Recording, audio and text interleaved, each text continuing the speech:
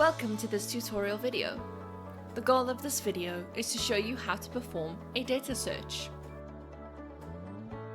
The debtor search provides a search function in web app that locates debtors and provides any necessary information linked to that debtor, such as debtor or patient demographic information.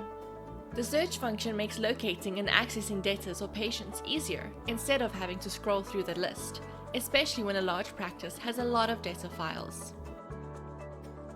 Let us go over how to perform a debtor search. From the diary screen, click on the navigation wheel. Click on the Debtors segment to open the Debtors screen.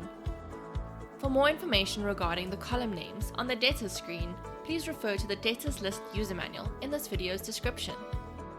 The user can do a quick debtor search in the search field using the debtor ID, name, or medical aid number. Click in the search field to search for a debtor. Start typing either the debtor name, ID, or medical aid number to search for the correct debtor in the debtors list. Results will automatically be displayed when the user starts typing one character.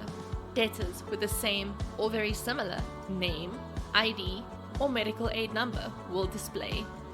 If a lot of debtor results are displayed, click on the next page navigation button. Click on the back page navigation button if the user would like to return to the previous page.